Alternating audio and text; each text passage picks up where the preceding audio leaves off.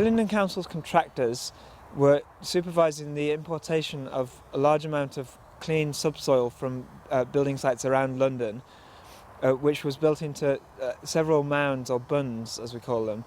On some of them, the topsoil was put back on top from the site, and others were left bare of topsoil to make better habitats for wildlife.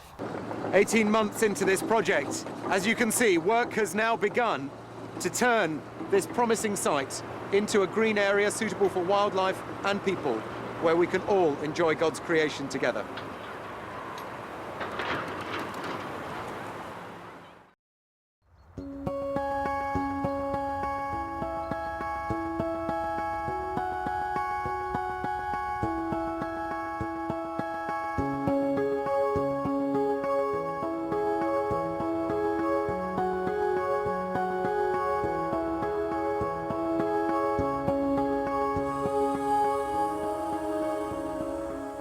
I'm standing here on the former car boot sale.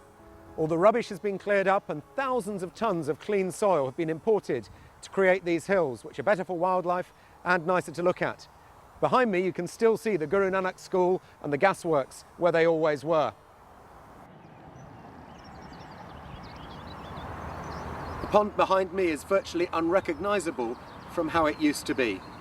All the rubbish and the overgrowth that had clogged it up has been cleared. It's been enlarged and the sides made more gentle and safe, and as a result it's already beginning to be used more by wildlife. More hens, mallards, a linnet taking a bath a few moments ago. We've deliberately left the sides unplanted so that native local species will gradually recolonise, and it'll become a better habitat for wildlife as the years and months go on. In high summer, the park produced a mass of wild flowers, throwing up a few surprises.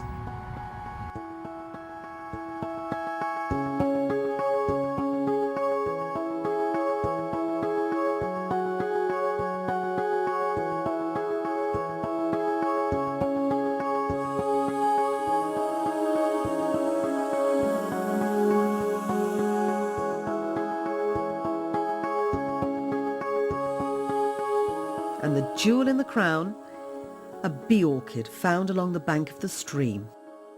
For our Rocha, one of the most important parts of the transformation of this site has been to involve the local community in all the work. Otherwise, this would simply become a project done by the council and then presented on a plate. So what we've been encouraging the council to do as part of the redevelopment of Minet is to find ways of involving the community, and Rocha has organised working parties to clear up rubbish, and then just recently, just 2 weeks ago, we had our first community tree planting day, and you can see some of the fruits of that here next to me and behind me.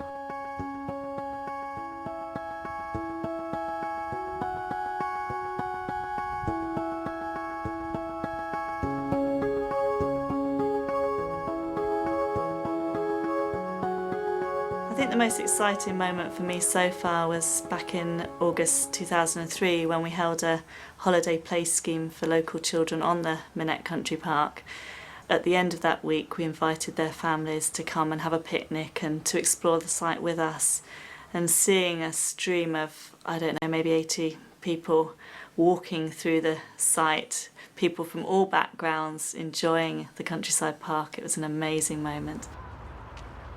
Since the transformation, Rocha has taken hundreds of school children into the park for nature walks and environmental education.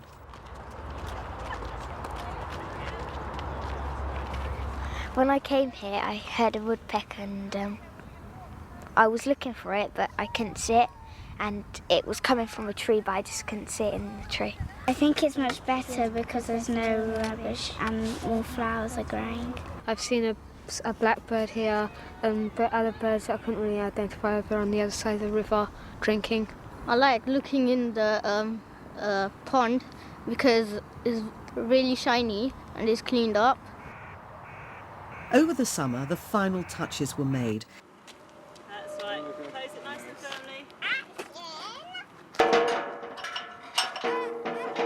The fences and gates have stopped most of the dumping and motorbike scrambling. The Minet Lodge and children's playground were finished, and the park was officially opened in 2003. What has happened? A Rocha celebrated the opening of the park with both local people and supporters from further afield. Children performed a special environmental play, and amongst the guests was John McDonnell MP, who chaired the Minet steering group. So finally, I just want to say thanks to everyone who's worked so hard over the years for this. And thanks for Rocha in particular, because we needed at that key time when we set up the community development group, we needed people who had a dedication and commitment beyond the usual. The development of the Minet Country Park and the growth of a Rocha Living Waterways have happened much more quickly than we anticipated or would have planned. It's felt as if God was going before us, and we've simply been running to keep up with him. As interest grew and the team grew, it put huge pressure on office space and accommodation. And then, with amazing timing, a few doors down from the tiny A Rocha office, a former nursing home was put on the market, which was perfect for A Rocha's needs. The nursing home would cost £650,000, and we only had £40,000. But the owners agreed to give us 3 months to raise the funds. So we turned to A Rocha's supporters around the UK, asking for donations, loans, and most of all, prayer. The donations started to come in, and the excitement we got each morning opening the post. Sometimes there would be big amounts, other times just small amounts, maybe £5, with a note saying God was able to extend the loaves and the fishes to feed the crowd, so I pray my money would be multiplied. And the end result 6 months later was the purchase of the building. And I just marvel at God's provision, because a year ago we had no idea our team would be this large, and yet we fill the place already. Good, that's excellent. Right.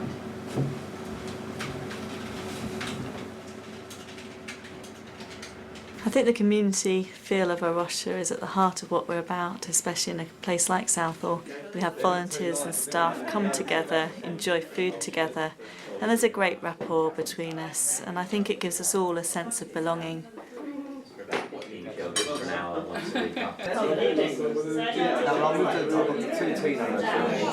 Because outside our office hours, we're sort of doing a bit of but everyone else. The country park has been open for a year now. The council contracts A Rocha to open and close the car park, to look after Minet Lodge, and to help manage the conservation areas. It really is mind-blowing to think of all that has happened here in such a short space of time. A few years ago, this site was a mess. Now it really is a wonderful place. God gave us a vision, and he put us in the right place at the right time to enable it to happen.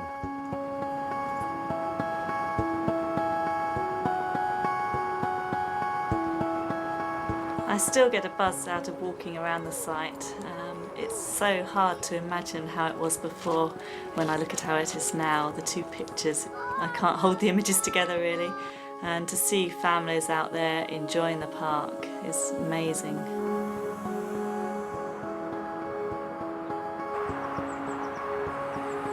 When I came from the other side over there, before, when it was all messy, I saw a car used as a bridge.